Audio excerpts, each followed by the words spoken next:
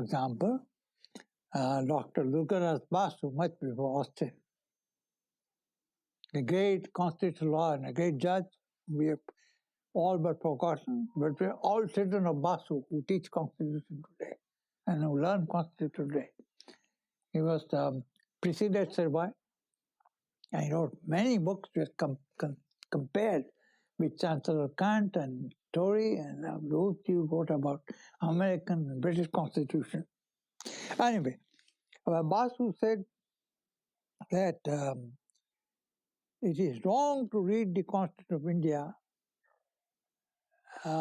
as enlargement, as a capital font of the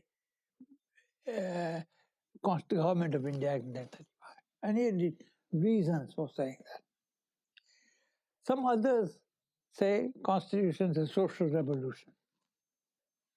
And I myself have written very early on, 67 article, little done, vast undone. I said the Constitution has a desired social order in view. And the disputation, the contestation, the disagreement are with the framework of the Constitution as to what the Constitution desired social order to be like. Some people say A, some people say B, some people say C. But they must all live together within the framework of the Constitution, and there's always debate, as we have been notably successful so far in doing. But T.T. Krishnamacharya in the Constitutional Assembly debates said, very good, this is a directive principle, this charter for social revolution. Said it's a revolution in dustbin. Dustbin.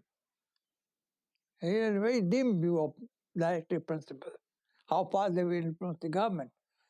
And goodness knows whether he was right or wrong. But I tell you the story of Krishnamacharya only to give an opposite point of view. And I think we should read, teachers of constitutional law should read Constituent Assembly debates. There are 5 volumes, easily available. They are also on the net now. They are also on in Parliament House archive series. They are all on television. And audiovisual training could occur through and reading of Constituent Assembly. There are films of Sardar Patel, of Nehru and Ambedkar, which can be shown to students or students can pick it up themselves. There is some need to read constitutional context, the context in which the Constitution was made and how it provides for it. My own way of reading the Constitution is as follows. And I think it's all the ways of reading are important. My own way is, I think, is most important, but also important, perhaps. This is the Constitution contains 4 key ideas. It is based on 4 ideas. What are the 4 ideas? I call them GDRJ. What is GDRJ? G is governance, D is development, R is rights, and J is justice. The Constitution deals with these 4 domains: governance, development, rights, and justice. The rights and justice texts are very few. There can hardly be, some people say Constitution is overwritten, very large, okay, I agree. But overwritten where is the important question. The Constitution goes to town in detailing the organs of governance, the statutory bodies, constitutional bodies. It has provision UPSC, it has provision for controls and audited accounts, it has provisions for even planning commission and all that. So it's a very large document, right? But in a sense, the number of pages of words that are dedicated to rights and justice are less than 1 lakh. I've not counted how many words the Constitution and its amendment contain. It's a good exercise. It's a good exercise to count the number of birds that are devoted to rights and justice as distinct from number of birds dedicated to governance and development. And there you see the disagreement, the contestation, the antinomies, as it were, between these four ideas. These four ideas don't harmoniously go together. For example, governance can violate rights. And it's a fundamental right, the right to constitutional remedies under Article 32. I must tell our students what is that right. That right is casts a duty on the Supreme Court to listen to me if my rights are violated. Notika Sarkar and I broadened this, appearing as petitioners in persons, to say right of any other person. If fundamental rights of persons who can't come to the court are violated, then the next best friend of them can appear. And we appeared in Agra home case in person and several others. That's where social action litigation started. The standing was broadened and made constitutional and democratic. So, governance can often violate rights in a number of ways. And that calls for interpretation, whether the rights are violated. First, the standing question is clear. So I think we ought to tell our students the story of how the Constitution has become a dynamic document. Over a period of time, it has changed substantially, due to democracy of standing, social litigation, the entire constitutional field of environmental law, consumer law, how Constitution has impacted on every branch of law, society, governance, and life. We can't tell our students only the meaning of Article 32, and that also we do very imperfectly. It's a fundamental right, Article 32, courts a duty. It cannot not hear me. It's bound to hear me. So I think very important to, in considering these four ideas, governance, development, right, and justice. Let's say justice incorporated in Part 4. Now most of us do not teach Part 4. Part 4, fundamental duties, half a paragraph in the entire Constitution. Who teaches it? Why? We don't teach it because that's not enforceable. When the courts enforce it, we take notice. Why? Duties are binding on all of us, including law teachers, as citizens of India. How can we ignore parts of Constitution at will? I've always wondered and told my anxiety with my colleagues I'm doing now. I know there is limited time in teaching constitutional law itself, but I think we ought to include essential parts of the Constitution in our teaching. How do we do it? That's a big question, difficult one. And here I come to my third point, which is that in studying Constitution, we must study both the text and context. The Vienna Convention law of treaty says that when the text is clear, it compels. It also says in interpreting a treaty, you have to take the context into account. Now please wait a minute and see the similarity between text and context. Hyphen, if you want to hyphenate, text, context. Text appears in both the words, context and text. Question is, when is the text clear? The question is, who is entitled to say the text is not clear? Text is clear, it is compelling. But I ask the first question, when you say the text is clear? When a maid is addressed by the housewife to drop everything at once and come here, and maid is carrying an infant and drops the infant on the sixth floor down, and when they meet the mistress of the house, they said, I just dropped the child. I did not say drop the child, I said drop everything at once. I said everything including the child.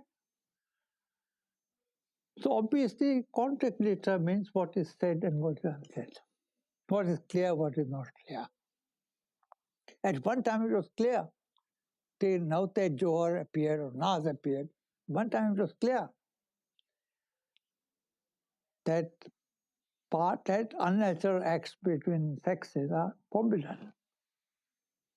Naz problematized the category of unnatural sex, and Kaushal overruled Naz, and now that Johar brought him back Naz. You know all that. The point is, sexual minorities, the rights of sexual minorities, rights of women, rights of disabled peoples are rights that are a function of context. In Outer Johor, the government of India itself said, please exercise your best wisdom. We have nothing to say. That's what the law of the government said, state said. So Deepak Mishra and his colleagues passed their order saying, for consenting sex among adults is valid. And the proviso must be read down. Public, no, but private, yes. Paving way for more rights for sexual minorities. Right to marriage, right to accommodation, right to housing, etc. Only future can tell how we will proceed. When transgender, we already proceeded. We have a bill, our act, I think, already. So, whether the text is clear or not is for the context to decide. And my virtually two final points. There are two approaches.